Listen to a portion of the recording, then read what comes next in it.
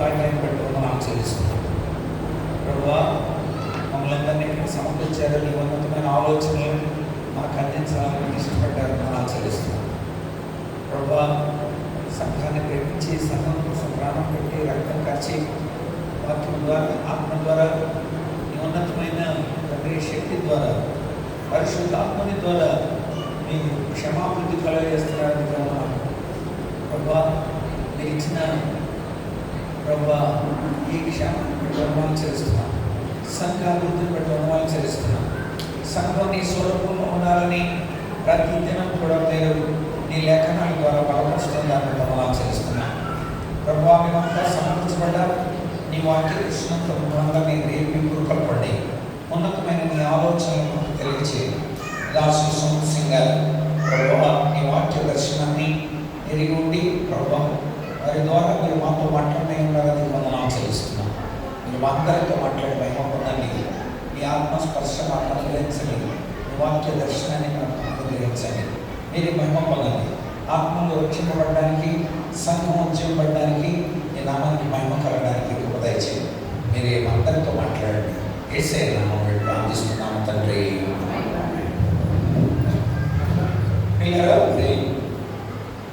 ప్రభు యొక్క పరిచర్యలో బలమైన పాత్రగా వాడబడుతూ కేవలం చిన్నపిల్లల పరిచర్యలు మాత్రమే కాకుండా యవనస్తుల పరిచర్యలో, సంఘ పరిచర్యలో ప్రభు నామానిమిత్తమై బలపరచబడి ఆయన కొరకు సాక్షిగా మరి మన రెండు రాష్ట్రాల్లోనే కాకుండా ఇతర ప్రాంతాల్లో కూడా ప్రభు యొక్క నామంలో ప్రభు యొక్క సాధనగా వాడబడుతున్న సహోదరులు సాధు సుందర్ సింగ్ వంటి దేవుని స్తుతిస్తున్నాం.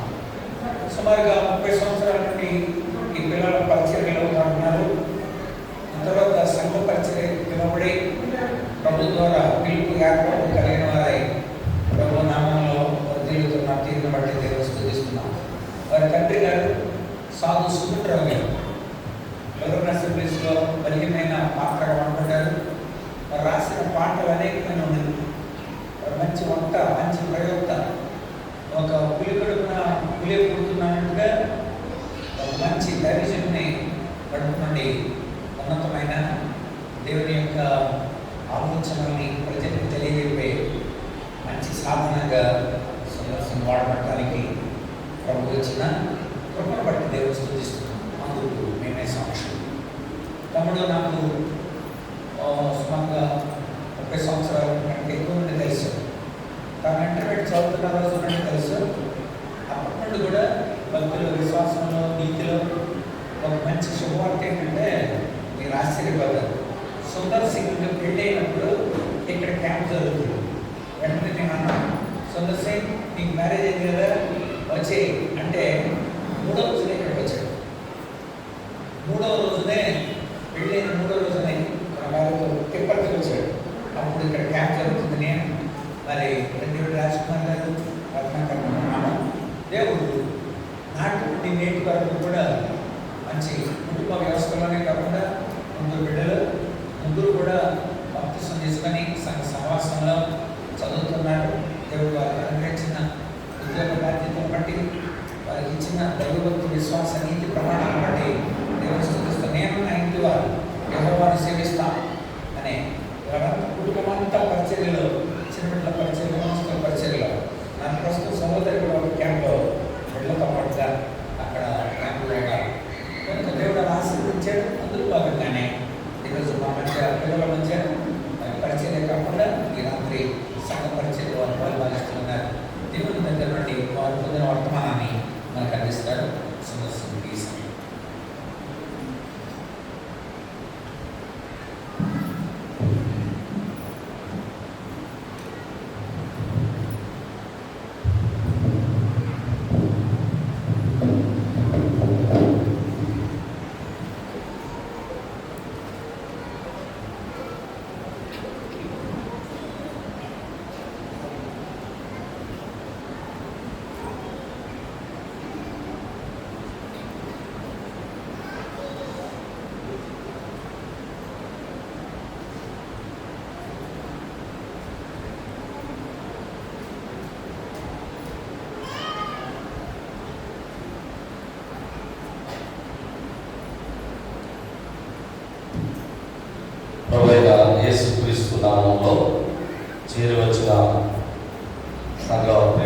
గారికి, మరి ముఖ్యంగా స్థానిక సంఘ సేవకులైనటువంటి మోజెస్ గారికి, అలాగే సంఘ పౌరులైనటువంటి దేవదాసులకి, జాకబ్ గారికి, చేరువచ్చినటువంటి నాతోటి సేవకులైనటువంటి పాల్సన్ గారికి, జాన్సన్ గారికి, అలాగే నల్గొండ నుంచి వచ్చినటువంటి ఆనందరావు గారికి ప్రత్యేకమైన వందనాలు తెలియజేస్తున్నాను. మరి ఈ యొక్క తిరుపతికి వచ్చి దాదాపుగా 26 సంవత్సరాలు అంటే వెళ్ళేటప్పుడు వచ్చాము, తర్వాత రాలేకపోయాము. దేవుడు తన కృపను చూపించి ఆయన మరి ఈ సంవత్సరం మీ మధ్యకు రావడానికి ప్రభు కృప చూపించాడు. మరి అప్పుడు రోజుల్లో ఉన్నటువంటి పరిస్థితులకి ఇప్పుడున్న పరిస్థితులకి చాలా తేడా ఉంది. అయినను అప్పుడు పిల్లలు ఇప్పుడు మరి పెద్దవాళ్ళై వివాహాలై ఇప్పుడు వాళ్ళ పిల్లలకి చెప్తారని నేను వచ్చాను. అప్పుడున్న పిల్లలకి వివాహాలై పెద్దవాళ్ళు అయిపోయేవాడు, వాళ్ళ పిల్లలకి చెబుతున్నాము. అది దేవుని కృప. మరి జాకబ్ గారు ఆయన చాలా మాదిరికరంగా చూసినప్పుడు చాలా ఆశ్చర్యం వేసింది. ఇంత వయసులో కూడా గుర్తుపెట్టాడు, మర్చిపోకుండా గుర్తుపెట్టుకున్నాడు. అందుని బట్టి మేము చాలా సంతోషిస్తున్నాం. సమయం షేరింగ్, ఎందుకంటే నేను కొద్దిసేపు మాట్లాడతాను, ఆ తర్వాత పాల్సన్ గారు మాట్లాడతాను. ఎందుకంటే మీరు 26 సంవత్సరాల క్రితం విన్నారు ఆ మాటలు, మళ్ళా తర్వాత వింటున్నారు. ఈ మధ్యలో చాలా చాలా మార్పులు జరిగినాయి. దేవుని కృపను బట్టి ఆయన ఉచితమైన కృప చూపించి పిల్లల మధ్య కాకుండా సంఘాల మధ్య పరిచర్య చేయడానికి ప్రభుత్వం చూపించాడు. గుంటూరులోనే గోరట్లలో సంఘం ప్రారంభం చేయడానికి ప్రభుత్వం చూపించాడు. అలాగే బాపట్ల జిల్లా పచ్చూరులో మరొక సంఘం, నాన్నగారు చనిపోయిన తర్వాత ఆ 2 సంఘాలు కూడా పామూరు సిఎస్పురం సంఘాలు చూసుకోవడానికి ప్రభుత్వం చూపించాడు. బాధ్యతలు పెరిగినాయి కనుక మరి భారంతో పనిచేస్తూ మా సంఘాలలో బోధిస్తున్న మాటలు మీకు కూడా ఉపయోగపడతాయని ఈ అతి దినాలు, అపాయకరమైన దినాల్లో మనం ఉంటూ ఉండగా మనం ఎలా సిద్ధపడాలి, సంఘంలో ఉన్న సభ్యులమైన మనం ఏ విధంగా మనం సిద్ధపడాలి, ప్రభు రాకడకై మనము సంఘంలో ఎలా ఉండాలి అనే విషయాలు మనం ధ్యానం చేయబోతున్నాం. రాత్రి పాల్సరన్న సంఘం అంటే ఏంటి, సరే సంఘం ఎవరు ఏర్పాటు చేస్తారు, సంఘంలో ఉన్న సభ్యులు ఎలా ఉండాలి, ఎలా ఎదగాలి అనే సంగతులు వివరించారు. అదే సమయంలో ఎఫ్ఎస్సి పత్రికలో మా చక్కగా 6 భాగాలుగా విభజించారు. నేను అదే ఎఫ్ఎస్సి పత్రికలో 4వ అధ్యాయం అన్న ధ్యానం చేశాడు. నేను 5వ అధ్యాయంలో ఉన్న 2 వచనాలు మాత్రమే మాట్లాడటానికి ఇష్టపడుతున్నాను. ఎఫెసీ రాసిన పత్రిక 5వ అధ్యాయం 1-2 వచనాలు చదువుకున్నాం. ఎఫెసీ రాసిన పత్రిక 5వ అధ్యాయం 1-2 వచనాలు. కావున మీరు ప్రియులైన పిల్లల వలె దేవుని పోలి నడుచుకొనుడి. క్రీస్తు మిమ్మల్ని ప్రేమించి పరిమళ వాసనగా ఉండటకు మన కొరకు తను తాను దేవునికి అర్పణముగాను బలిగాను అప్పగించుకొనెను. అలాగనే మీరును ప్రేమ కలిగి నడుచుకొనుడి. దేవుడు ఈ మాటలను దీవించును గాక. ఆమేన్. ప్రభువునందు ప్రియులారా, దేవుడు నాకు అనుగ్రహించిన తలంపులను మీ ముందుంచాలని ఇష్టపడుతున్నాను. ఈ రాత్రి అంశం ఏంటంటే దేవుని పోలి నడుచుకోవడం. దేవుని పోలి నడుచుకోవడం అది అంశం. ఇక్కడ కొన్ని మాటలు నాకు నా ఉదయానికి హత్తుకున్న మాటలు కొద్దిగా క్లుప్తంగా వివరిస్తాను. ఎందుకంటే మనం చదువుకుంటూ వెళ్ళిపోతాం, అక్కడ నిలబడం. సహజంగా మనం చేసే పని ఏంటంటే మనకు అనుకూలమైన మాటలే మనం తీసుకుంటా ఉంటాం. వాక్యంలో ఉన్న సత్యాలు చాలా అద్భుతమైనవి, చాలా ఆశ్చర్యకరమైనవి. అయితే నేను ఈ ఐదవ అధ్యాయాన్ని ఐదు భాగాలుగా విభజించుకున్నాను. 5 భాగాలుగా. అది మీకు తెలియజేసిన తర్వాత నేను ఆ 2 వచనాలను ధ్యానంలో దేవుని పోలి నడుచుకోవడంలో ఉన్నటువంటి ఆధిక్యతను, గొప్పతనాన్ని మనం జ్ఞాపకం చేసుకున్నాం. 1వ వచనం నుంచి ఎఫెసీయులకు రాసిన పత్రిక 5వ అధ్యాయం 1వ వచనం నుంచి 7వ వచనం వరకు మనం చూస్తే exhortation of holy living, exhortation of holy living, పరిశుద్ధ జీవనము కలిగిన ప్రేరణ లేక ప్రబోధం అని మరి వివరించుకోవచ్చు. రెండవది 8వ వచనం నుంచి 15వ వచనం వరకు వాకింగ్ ఇన్ ద లైట్, వెలుగులో నడుచుట. వాకింగ్ ఇన్ ద లైట్, వెలుగులో నడుచుట.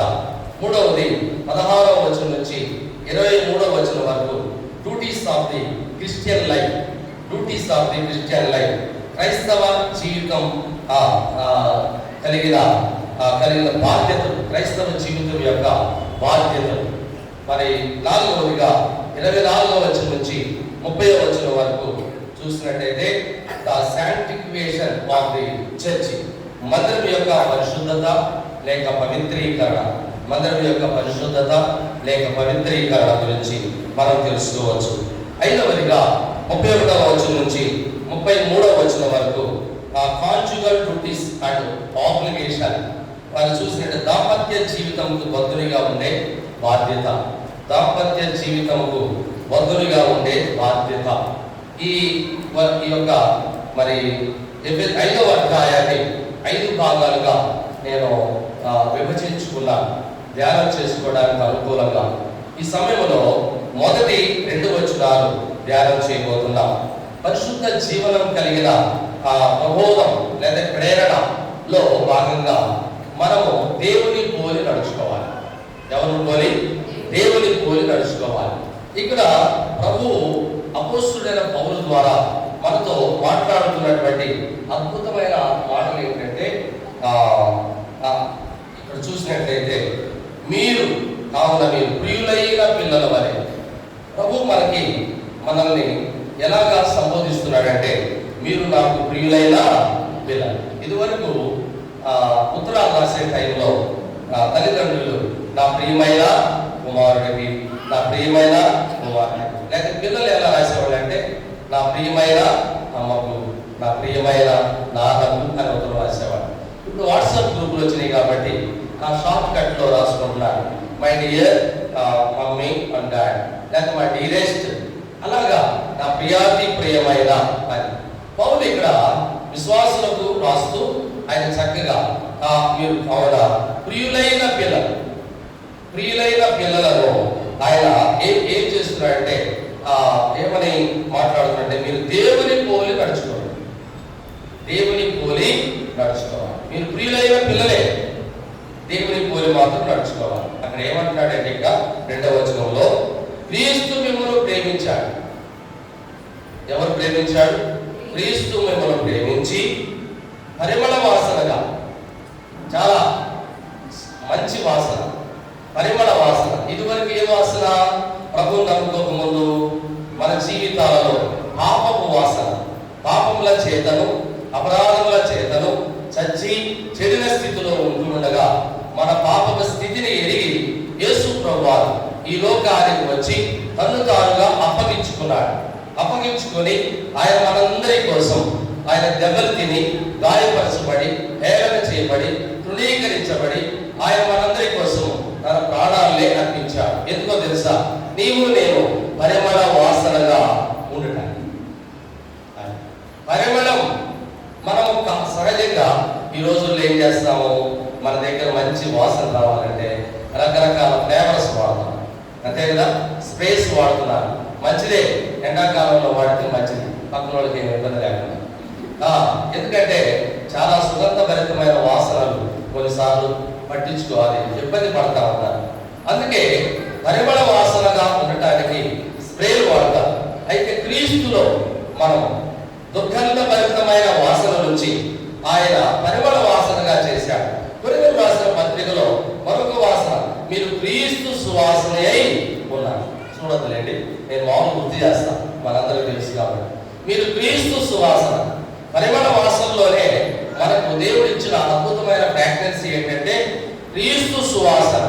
మనలో క్రీస్తు సువాసన రావాలి. కనపడటం వేరు, రావటం వేరు. దానిలో వెళుతుంటే మల్లె మొక్క ఉంది అనుకోండి, మల్లె పూలు పూసుంటే అక్కడ ఏ వాసన వస్తుంది? మల్లె పూలు వాసన. దానిలో వెళుతుంటే ఇంట్లో మంచి నాన్ వెజ్ వండుతుంటే ఏ వాసన వస్తుంది? మసాలా వాసన. అలాగే మన జీవితాల్లో ప్రభువుని పోలిన మనం, ప్రభువులో ఉన్న మనం ఏ వాసన రావాలి? మనలో వస్తే క్రీస్తు వాసన రావాలి, పరిమళ వాసన రావాలి. లేకపోతే ఏ వాసన రావాలండి? చెడ్డాల వాసన రావాలి, చెడ్డ వాసన రావాలి. అంటే పాపపు జీవితం కలిగిన వాసన. ఈ వాసనలో చాలా ఉన్నాయి, దాంట్లో చాలా నివాసాలు ఉన్నాయి. అయితే ఇప్పుడున్న సందర్భంలో నేను తీసుకున్న థీమ్లో దేవుని పోలి నడవటం. మీరు ప్రియులైన పిల్లలేనయ్యా, కానీ దేవుని పోలి నడుస్తున్నావా? నడవట్లేదా? పౌలు అన్నాడు, నేను క్రీస్తుని పోలి నడిచిన ప్రకారం మీరు నన్ను పోలి నడుచుకోండి. నేను చెప్పే వాక్యం కొత్తదే కాదు, కొన్ని విషయాలు మీకు మరి తెలియని విషయాలు దేవుడు మాట్లాడవచ్చు, అవి మనం రిసీవ్ చేసుకున్నాం. నేను క్రీస్తుని పోలి ఉన్న ప్రకారం మీరు నన్ను పోలి నడుచుకోవాలి. పౌలు క్రీస్తుని పోలి నడిచాడు. అసలు ముందు దేవుని పోలి నడవాలంటే ఆయన పోలికలు మనకు తెలిసి ఉండాలి. ఆయన పోలికలు తెలిసి లేకపోతే మనం నడవలేము. ఆయన ఏంటో తెలియాలి. మనం చాలాసార్లు తెలుసుకోకుండా వెళ్ళిపోతా ఉంటాం. దారి తెలియదు. దారి తెలియనప్పుడు ఇప్పుడు మ్యాప్ వచ్చింది, మ్యాప్ కూడా కొన్నిసార్లు సిగ్నల్ లేకపోతే రాంగ్ రూట్లో తీసుకెళ్ళిపోతుంది. చాలా ప్రమాదం. గూగుల్ మ్యాప్ కూడా నమ్మటానికి వీలు లేదు. యేసు ప్రభుని తెలుసుకున్నాం, వెరీ గుడ్. పాపక్షమాపణ పొందాం. ఆయన గురించిన విషయాలు మనం స్పష్టంగా తెలుసుకోవాలి. ఆయన పోలి నడవాలంటే, ఆయనతో నడవాలంటే. ఇప్పుడు పిల్లలు ఉన్నారు, తల్లిదండ్రులను అనుసరిస్తూ నడవాలి, లేకపోతే యాక్సిడెంట్ అవ్వాలి. వాడు చేయి పట్టుకుని నడిపిస్తారు చిన్నపిల్లలను. అదే వాళ్ళే మన చేయి పట్టుకుంటే ఎంత ప్రమాదం. అలాగే దేవుని పోలి నడవాలంటే ఆయన గురించి తెలిసి ఉండాలి, ఆయనతో నడవాలి, ఆయన లక్షణాలు తెలిసి ఉండాలి, ఆయన పోలికలు తెలిసి ఉండాలి, ఆయన ప్రవర్తన తెలిసి ఉండాలి. తెలియకుండా గుడ్డితనంగా నడిస్తే చాలా ప్రమాదం. ఇప్పుడు నడిచే మనం ఏం చేయాలి? దేవుని గురించిన విషయాలు మనం నేర్చుకోవాలి. దేవుని పోలి నడవటం. చాలా మంది దేవుని పోలి నడవటం అంటే ఆదివారం ఆరాధనకు వచ్చేటప్పుడు తలని స్నానం చేసి వైట్ అండ్ వైట్ వేసుకొని వచ్చేసి నీట్గా కూర్చొని సరే రొట్టె రసం తీసుకొని వెళ్ళిపోతే దేవుని పోలి నడుచుకోవడం అనుకుంటున్నాను. వారమంతా దేవుని పోలి నడుస్తున్నామో లేదో మనలో మనం స్వపరీక్ష చేసుకొని మాత్రమే రొట్టె రసపాత్రలో పాల్గొంటారు. ఆ సిస్టమ్ పోయింది. ఇప్పుడు ఎలా అయిపోయారంటే విశ్వాసులు కూడా రొట్టె రసం తీసుకోవాలి కాబట్టి తీసుకోవాలి. లోపల ఎలా ఉంటే ఏది? హృదయంలో ఉన్నది బయటకు ఎవరు కనపడింది? ఎవరు కనపడదు. నా హృదయంలో ఉన్న అపరిశుద్ధత లేకపోతే పవిత్రమైన జీవితం ఎవరికి తెలుస్తుందిలే అనుకొని వచ్చి దేవుని సన్నిధిలో అపవిత్రమైన చేతులతో ఆరాధన చేయొచ్చు. కొంతమంది సిద్ధపడి రావచ్చు, కొంతమంది సిద్ధపాటు లేకుండా రావచ్చు. కానీ ఇక్కడ ప్రభువు చూస్తున్నాడనే సంగతిని మనం మరవకూడదు. అపోస్తలుడైన పౌలు ఈ 5వ అధ్యాయంలో మొదటి వచ్చిన భాగాల్లో అద్భుతమైన సత్యాన్ని మనం ఉంచాడు. కొన్ని మాటలు, ఒక 5 సంగతులు మనం ధ్యానం చేసుకొని ముగించుకుందాం. దేవుని పోలి నడవటం, ఫాలోవర్స్ ఆఫ్ గాడ్. దేవుని పోలి నడవాలి. ఎలా నడవాలి? ఏ మార్గంలో నడవాలి? చూడండి, హోషేయ గ్రంథం 6వ అధ్యాయం 3వ వచనం. 6వ అధ్యాయం 3వ వచనం. హోషేయ గ్రంథం చిన్న ప్రవక్తల గ్రంథాలలో ఉన్నటువంటి హోషేయ గ్రంథం 6వ అధ్యాయం 3వ వచనం. యెహోవాను గురించిన జ్ఞానము సంపాదించుకొనరండి. యెహోవాను గురించిన జ్ఞానము సంపాదించుకొనుటకు ఆయనను అనుసరించుదము రండి. స్పిరిచువల్ నాలెడ్జ్ మనం ఏది సంపాదించుకోవాలి? యెహోవాను గురించిన జ్ఞానం. ఈ లోక జ్ఞానాన్ని సంపాదించుకుంటున్నారు చాలా మంది.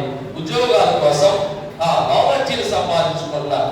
ఉద్యోగాల కోసం కాంపిటేటివ్ సక్సెస్ ఆ రేట్లో ఉన్నటువంటి మంచి మంచి కోచింగ్ సెంటర్లో జాయిన్ అయ్యి అవి ఆ జ్ఞానాన్ని సంపాదించుకుంటాం. ఆ జ్ఞానం సంపాదించుకోకపోతే పరీక్షలు సరిగా రాయలేరు, ఉద్యోగం సంపాదించుకోలేరు. మరి ప్రభువుని నమ్ముకున్న మనం జ్ఞానాన్ని సంపాదించుకోవద్దా? ఎవరి గురించిన జ్ఞానం? యెహోవాను గురించిన జ్ఞానం. దేవుని జ్ఞానాన్ని సంపాదించుకోలేరు చాలా మంది. ఒకసారి లాస్ట్ ఇయర్ మేము ఒక చోట క్యాంప్కి వెళ్ళినప్పుడు ఆదివారం అక్కడ ఉండాల్సి వచ్చింది. నేను ఆదివారం ఉన్నాను. ఆరాధనకు లేచాడు ఒక తమ్ముడు. లేచి ఏమని అన్నాడంటే, వచనం చూపించాలి కదా, యాకోబు గ్రంథము యాకోబు సువార్త 1వ అధ్యాయం అని చెప్పాడు. అందరూ ఆశ్చర్యంగా ఒకరు చూసుకున్నారు. ఆరాధన అయిపోయిన తర్వాత అతను కనపడలేదు. నాకు పెద్దలకు కూడా కనపడలా.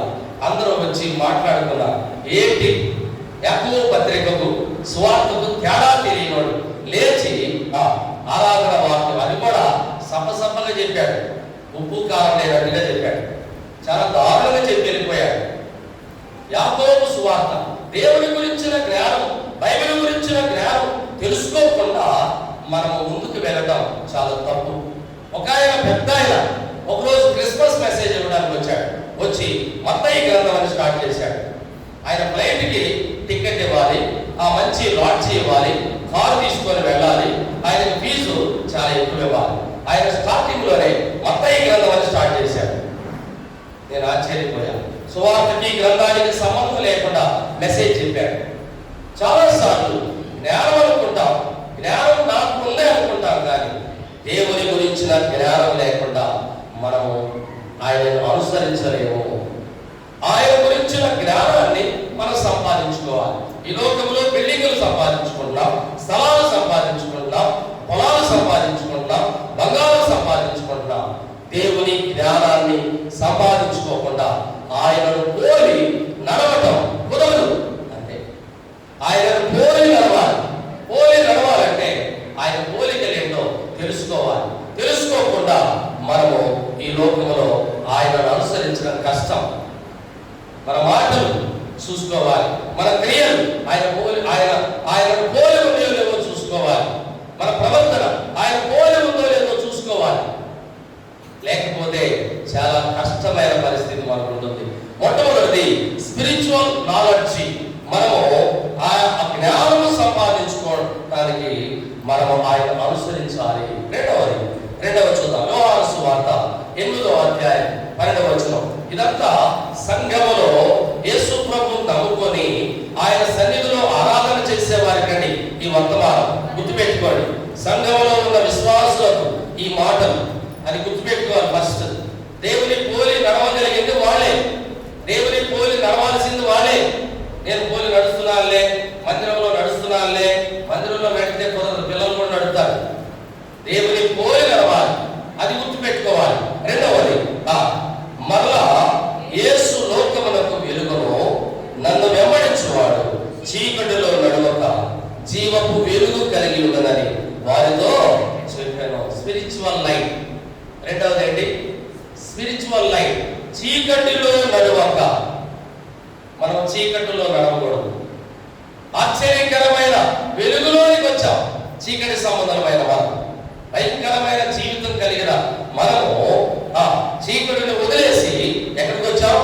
ఆశ్చర్యకరమైన వెలుగు సంబంధంగా ఆయనను మనం అంగీకరించాము కాబట్టి ఆ ఆశ్చర్యకరమైన జీవితంలోనికి మనం వచ్చాం. అలాంటి మన జీవితాల్లో ఇంకా చీకటి ఉందా? చీకటి ఉంటే ఆయన పోలి నడవడం కష్టం.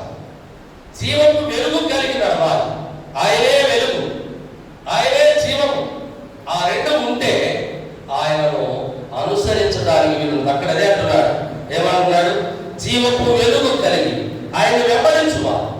జీవపు వెలుగు కలిగి ఉండాలి. మనలో వెలుగుందా, చీకటి ఉందా? అది మన అంతరాత్మకు తెలుసు, దేవునికి కూడా తెలుసు. చీకటిలో ఉంటూ ఆదివారం రాగాలే, క్రమకుడికలు రాగాలే, వందనాలయ్యా, రైతులాడు అని చెప్పినంత మాత్రాన అది కరెక్ట్ అయిన విషయం కాదు. బయటికి మనం బాగా ఉన్నట్టుంటాం, అంతరంగంలో మనం చీకటిలో బ్రతుకుతున్నామేమో. జాగ్రత్తగా ఉండాలి. వెలుగు సంబంధంగా ఉండాలి. మనలో వెలుగు కలిగిన మాటలు రావాలి.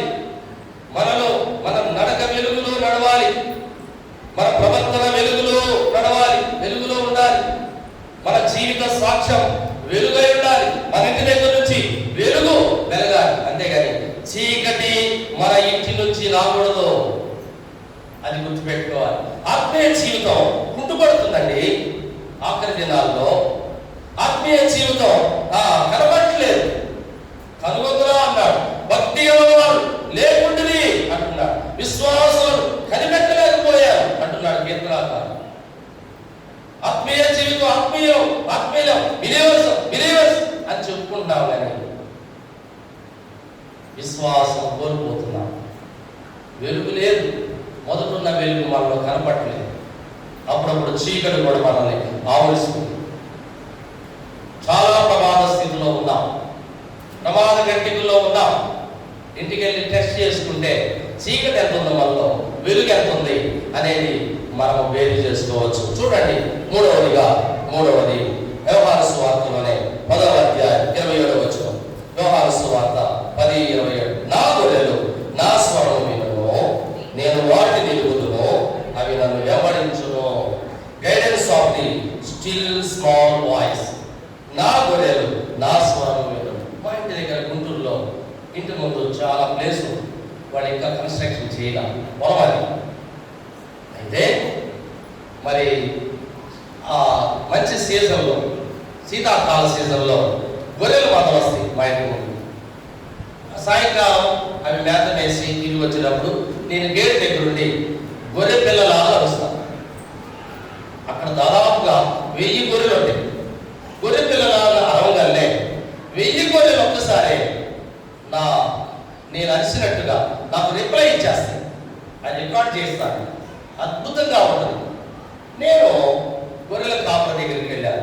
ఉదయాన్నే ఆ గొర్రె పిల్లలు ఈ పాలు ఇచ్చిన తర్వాత వాటిని ఒక సెక్యూరిటీలో పెట్టేసేసి చక్కగా ముళ్ళ కంచెలు వేసి తీసుకెళ్ళిపోతాను. సాయంత్రం దాకా ఆ గొర్రె పిల్లలు తల్లి కోసం ఎదురు చూస్తా ఉంటాయి. 1000 గొర్రెలు. నేను అడిగాను, ఏమండి ఇన్ని గొర్రెల్లో తన తల్లి అని తన పిల్ల అని ఎలా తెలుసు అని అడిగాను. అడిగితే అన్నాడు, సార్ అవి తెలుసుకోవడానికి సింపుల్ సార్, దాని స్వరమే. గొర్రె పిల్ల అరవగల్లే తల్లి పరిగెత్తుకుంటూ వస్తుందట, ఇదే నా గొర్రె పిల్ల. తల్లి ఎవరో తన స్వరం ద్వారా ఈ పిల్ల తెలుసుకుంటుంది. ఎంత అద్భుతం! జంతువుల్లో తల్లి పిల్లల స్వరాలు వినగలిగినప్పుడు మనుషులమైన మనం ప్రతిరోజు ఆయన స్వరాన్ని వింటున్నామా? ఆయన స్వరాన్ని వింటున్నామా? ఆయన స్వరాన్ని వినే వరం ఉందా మన జీవితాలలో? నా గొర్రెలు నా స్వరం వినను, నేను వాటిని ఎరుగుదును. ఆయన ఎరిగి ఉన్నాడా మనల్ని? నువ్వెవరో తెలియదు అంటాడు కొన్నిసార్లు. నువ్వెవరో నాకు తెలియదు అనే పరిస్థితికి మనం తెలుసుకుంటాం. ఆయన స్వరము మనం వింటే ఆయన ఎరిగి ఉంటాడు మనల్ని. అప్పుడు అవి నన్ను వెంబడించును. మనం ఆయన వెంబడించాలంటే ఆయన స్వరము స్పష్టంగా తెలుసుకొని ఉండాలి. అనగా ఆయన చిత్తాన్ని తెలుసుకొని ఉండాలి. ఏమి చేయాలన్నా ఆయన స్వరము విని ముందుకెళ్ళాలి. ఆయన చిత్తం ఏంటో తెలియకుండా ఈ రోజుల్లో మనం వెళ్ళిపోతున్నాం. ఆయన స్వరం వింటమంటే ఆయన చిత్తాన్ని తెలుసుకోవడమే. దేవుని చిత్తం ఏంటో తెలియట్లేదు. లోక చిత్తాలను అనుసరిస్తున్నా. ఏదైనా కార్యక్రమాలు ఇంట్లో జరగాలన్నా, ప్రారంభోత్సవ కార్యక్రమాలు జరగాలన్నా మన చిత్తమే నెరవేర్చబడుతుంది. లోకంలో ఉన్న చిత్తాలే నెరవేర్చబడతాయి. దేవుని చిత్తం నెరవేర్చబడట్లేదు. దేవుని స్వరం వెళ్ళలేని స్థితి, తొందర అయిపోయింది. ఫాస్ట్ డేస్, ఫాస్ట్ గా వెళ్ళిపోతున్నాం. ఏదైనా తెలుసుకోవాలంటే చాట్ టీవీలో వెళ్ళిపోయి తెలుసుకుంటున్నాం. ఆ రోజులు వచ్చేసినాయి. లేకపోతే ఏఐని తెలుసుకుంటున్నాం. ఇది మంచి రోజా, చెడ్డ రోజా, పవిత్రమైన రోజా, పవిత్రం కాని రోజా, పునాది వేయాలంటే ఇది మంచిదా కాదా ప్లేసు, లేకపోతే పెళ్లి చేసుకోవాలంటే మంచిదా కాదా. దేవుని అడిగే రోజులు కోల్పోయాం. తొందర స్పీడ్ బేస్ అయిపోయింది. మనం ఆయన స్వరాన్ని వింటే ఆయనకు లోబడి ఉంటాం. ఆయన స్వరాన్ని వింటే వాక్యానికి లోబడి ఉంటాం.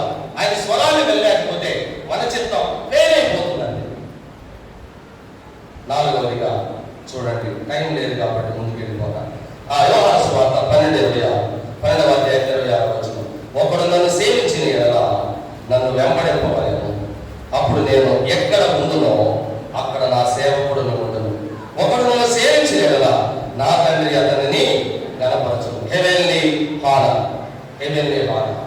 చాలాసార్లు మనం ఏమనుకుంటామంటే, నాకు చర్చిలో ఘనత లేదు, నన్ను ఎవరు మెచ్చుకోవట్లేదు, నన్ను ఎవరు చూడట్లేదు, నన్ను ఎవరు అసలు ప్రోత్సహించట్లేదు అంటారు. మనుషులు ప్రోత్సహించేది అది దేవుడు. దేవుడు చూస్తా. నువ్వు కష్టపడి పని చేయి, నిలబడి పని చేయి, అవి నేను చూడద్దు.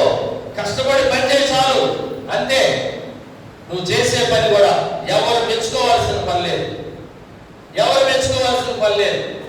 నేను డిగ్రీ చదువుకునే రోజుల్లో గుంటూరులో మర్నాథ క్రిస్టియన్ అసెంబ్లీలో ఎదిగా. నా పని ఏంటో తెలుసా? నేను తీసుకున్న డ్యూటీ ఏంటో తెలుసా? దాదాపు 300 మంది వస్తారు, ఎవరికి తెలియదు ఆ పనులు ఎవరు చేస్తారు. నేను బాత్రూములు కడిగేవాడిని. బాత్రూములు వచ్చేసరికి శుభ్రం కడిగి పెట్టేవాడు. అయిపోయిన తర్వాత ఎంతమంది 150 మంది అయితే యూజ్ చేస్తారు బాత్రూమ్స్. లోనకి అడుగు పెడితే భయంకరమైన వాసన వచ్చేది. వెళ్ళిపోయిన తర్వాత నా డ్యూటీ ఏంటి తెలుసా? బాత్రూమ్సే. మా నాన్న లెక్చరర్, ఒక్కనే కొడుకుని చేయాల్సిన పని లేదు. దేవుడు నాకు కల్పించాడు. ఎవరు చేస్తున్నారో ఎవరికి తెలియదు, అంతే. అక్కడ చెప్పుకోవాల్సిన పని లేదు. అంట్లతో పెట్టేవాడు, భోజనాలు తయారు చేసేవాడు, అన్నవాడు వచ్చి కూరగాయలు తెచ్చి పెట్టేవాడు. అవన్నీ కందిపప్పు బియ్యం అన్ని కడిగి పెట్టేవాడు అన్నయ్య వచ్చేసరికి. అన్నీ చేసేవాడు. నేను అసలు సేవకుడు అవ్వాలి అనుకోలేదు, పోలీస్ ఆఫీసర్ అవ్వాలనుకున్నాను. అలాంటిది దేవుడు ఊహించిన రీతిలో నన్ను పరిచర్యకి పిలిచాడు. బాత్రూములు కడిగాను, నేను కడిగాను, నన్ను గుర్తించట్లేదు, కనీసం పెనాయిలు కూడా గుర్తించలేదు అనేది కుదరదు. నువ్వు దేవుడిని పని చేయి, దేవుడు నిన్ను హెచ్చిస్తాడు, నిన్ను గర్వపరచాలి. ఆయన సేవ చేయి, ఆయన పని చేయి, కష్టపడి పని చేయి. వాళ్ళిట్లా వీళ్ళిట్లా అని అనుకోవాల్సిన పని లేదు. దేవుడు తగిన సమయంలో ఆయన గర్వపరుస్తాడు. మధ్యవర్తిగా ఎవరున్నారు మనకి? మన ప్రభువైన యేసుక్రీస్తు వారు. ఆయన ద్వారా ఉత్తర ప్రత్యుత్తరాలు జరుగుతాయి. ఎప్పుడు ఫీల్ అవ్వదు. ఏమంటారు అక్కడ? ఒకడు నన్ను సేవించింది కదా, నన్ను వెంబడింపమని. ఆయన వెంబడించాలంటే అప్పుడు నేను ఎక్కడ ఉందో అక్కడ నా సేవకుడులో ఉండను. ఒకడు నన్ను సేవించింది కదా, నా తండ్రి అతనిని కనపరుస్తాడు. తండ్రి కనపరుస్తాడండి. తండ్రి కనపడేట్లు చేయి, మనుషులు కనపడేట్టు చేయొద్దు. మనుషులు మెచ్చుకోరు, మనుషులు స్వార్థ ప్రియులు, అది గుర్తుపెట్టుకోండి. మనుషులు ఎవరు మెచ్చుకోరు, ఏదో ఆశించి చేస్తున్నాడే అనుకుంటారు చాలా మంది ఈ రోజుల్లో. పూర్వం మేమున్న రోజుల్లో అలా అనుకునేవాడు కాదు. పెద్దలు పరిచయం చూసి, వాళ్ళ ఆత్మీయ జీవితాన్ని చూసి ప్రోత్సహించేవాడండి.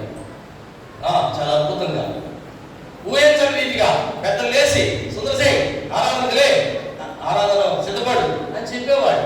నేను ఆశ్చర్యపోయేవాడు. దేవుడు తగిన రీతిలో హెచ్చిస్తాడు, నువ్వు దిగులు పడదు. దేవుని పోలి నడు అంటే. 5వదిగా 1 పేతురు 2వ అధ్యాయం 21వ వచనం.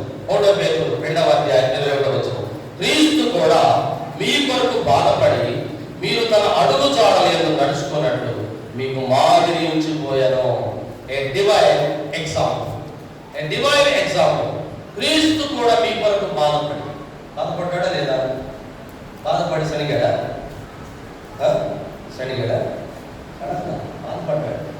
కొట్టేవాడితో కొట్టించుకున్నాడు, తిట్టేవాడితో తిట్టించుకున్నాడు, అవమానపరిచేవాడితో అవమానపరుచుకున్నాడు, ఉమ్మి వేసేవాడితో ఉమ్మి వేయించుకున్నాడు, చెంపలు పెరిగేవాడు పెరిగాడు, గుద్దులు గుద్దేవాడు గుద్దాడు, 39 కరోనా దగ్గర కొట్టేవాడితో కొట్టించుకున్నాడు, యెరూషలేము మీద ఏడ్చబడుతుంటే ఏడ్పించుకున్నాడు, తీసుకెళ్లి 2 దొంగల మధ్య దొంగగా పెట్టేశాడు, ఓర్చుకున్నాడు. దాహం అడిగినప్పుడు చేతులు తీసుకొచ్చాడు, ఓర్చుకున్నాడు. పక్కలో బల్లెపోటు పొడిచాడు, ఓర్చుకున్నాడు. అయినా ఆఖరికి ఏమన్నాడు? తండ్రి మీరేమి చేస్తున్నారు, మీరు ఎరుగరు కనుక వీరిని క్షమించన్నాడు. అది మనం నేర్చుకోవాల్సింది. ఆ క్షమాపణ బుద్ధి, ఆ క్షమాపణ మనసు. క్రీస్తు మీ కొరకు బాధపడి మీరు తన అడుగు జాడలందు నడుచుకున్నాడు. మాదిరి కొట్టే వాళ్ళకి అప్పగించాడు, తిట్టే వాళ్ళకి అప్పగించాడు, అవమానపరిచేవాడు అప్పగించుకోండి. ఎంత పని చేసినా మెచ్చుకోకపోయినా నో ప్రాబ్లం, మెచ్చుకోవాల్సిన పని లేదు. వద్దు, ఆశించదు, దేవుని గురించి ఆశించదు. ప్రభు చూసుకుంటాడు, మాదిరి చూపించాడు. ఆ మాదిరిని మనం అనుసరిస్తే చాలు. అదే క్రీస్తును పోలినాడు. దేవుడి మాటలను దీవించుకుందాక. ఆమేన్. ప్రార్థన చేసుకుందాం. 5 విషయాలు మనం తెలుసుకున్నాం. క్రీస్తును పోలి నడవటం అంటే ఏం చేయాలి? జ్ఞానాన్ని సంపాదించుకోవాలి. రెండవది వెలుగు